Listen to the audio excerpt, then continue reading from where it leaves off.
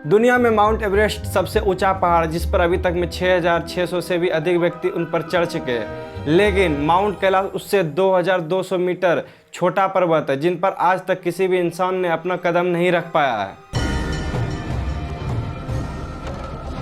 एक ऐसा पहाड़ जिसे धरती का केंद्र माना जाता है, जहां पर विज्ञान के भी नियम फेल हो जाते हैं, जहां से आस्थाएं शुरू होती है। कुछ लोग इसे शिव का घर मानते हैं, तो कुछ रशियन वैज्ञानिक इन्हें मैन मेड पिरामिड मानते हैं। आज के इस वीडियो में माउंट कैलाश के हर एक पहलू को जानेंगे, चाहे वो पौराणिक हो या वैज्ञानिक या फिर किसी भी रहस्यमयी घटनाएं जिन्हें आज तक वैज्ञानिक भी नहीं सुलझा पाए। नमस्कार दोस्तों, स्वागत है आज के हमारे इस नए वीडियो में।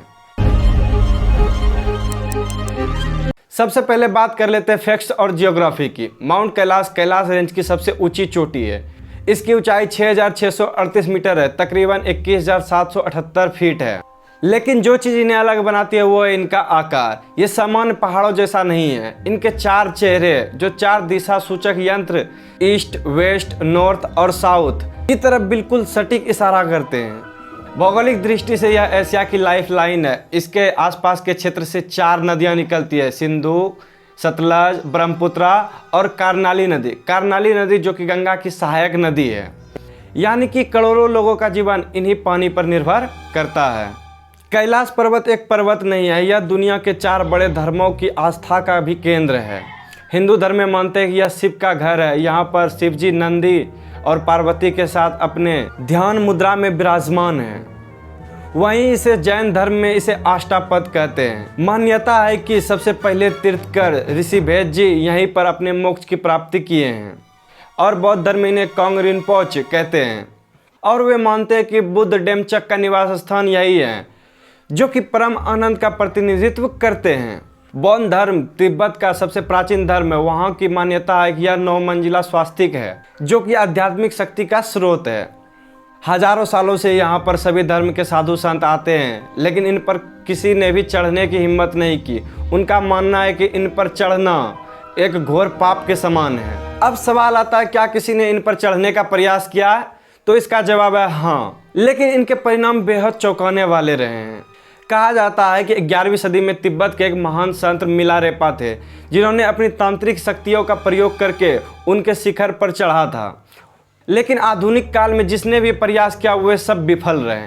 रूसी पर्वतारोही ने जब इन पर चढ़ने का प्रयास किया तो उन्होंने बताया कि एक निश्चित ऊंचाई के बाद वहाँ की हवाएं तेज हो जाती है, दिल की धड़कन बढ़ जाती है, सांस फूलने लगती है। ऐसा लगता है कि पहाड़ उन पर चढ़ने से रोक रहा है। दुनिया के सबसे महान पर्वतारोही रेनहोल्ड मिशनर, जिन्होंने माउंट एवरेस्ट पर बिना ऑक्सीजन की चढ़ाई की थी, उन्हें चीनी सरकार ने 1980 के दशक में उन पर चढ़ने की परमिशन दे दी।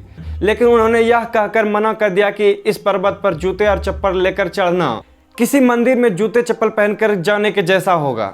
आखिरकार धार्मिक भावनाओं को देखते हुए 2001 में चीनी सरकार ने कैलाश पर्वत की चढ़ाई पर पूर्ण रूप से प्रतिबंध लगा दिया। कैलाश से जुड़ा सबसे डरावना और हैरान करने वाला यह बात है कि यहाँ पर समय तेज गति से चलती है। कई यात्रियों और वैज्ञानिकों ने दावा किया है कि कैलाश क्षेत्र में समय सामान्य से तेज गति से चलता है। जो लोग वहाँ परिक्रमा करने जाते हैं उन्होंने देखा है उनके नाखून और बाल जो 2 हफ्तों में सामान्य रूप से बढ़ते हैं, वो सिर्फ वहाँ पर 12 ही घंटे में बढ़ जाते हैं। इसी तरह साइबेरिया के पर्वतारोही के एक समूह के बारे में प्रचलित कहानी है कि वे एक निश्चित जगह पर चले गए थे। वहां से वापस आने के बाद उनकी उम्र बहुत ही तेज गति से बढ़ने लगी। बुढ़ापे के कारण 1 साल के अंदर उनकी मृत्यु भी हो गई।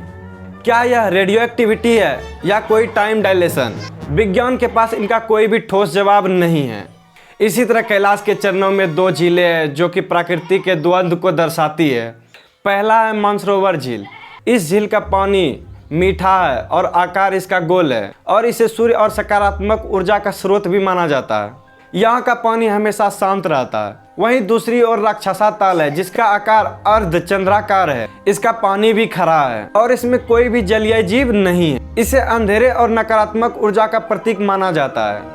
हैरान करने वाली बात यह है कि ये दोनों झील पास पास होने के बावजूद भी एक का पानी शांत है और दूसरे में हमेशा ही लहरें चलती रहती है।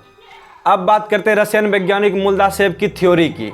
1999 में अपनी रिसर्च के बाद उन्होंने दावा किया कि कैलाश कोई भी प्राकृतिक पर्वत नहीं है, बल्कि प्राचीन काल में इन्हें एक विशालकाय पिरामिड की तरह बनाया गया है। उन्होंने दावा किया कि यह गीजा के पिरामिड और नॉर्थ पोल से भी भौगोलिक रूप से जुड़े हुए हैं। हालांकि मुख्य धारा के वैज्ञानिक इसे सिर्फ एक प्राकृतिक भूभागीय संरचना ही मानते हैं। कैलाश के रहस्य में यही खत्म नहीं होते। शाम होते ही जब सूर्य ढलने लगता है तो वहां पर एक विशालकाय स्वास्तिक का निर्माण होता है, और अगर आप यहां पर शांत वातावरण में ध्यान लगाएं तो कई लोगों ने दावा किया है ओम और डमरू बजने की आवाज सुनाई देती है।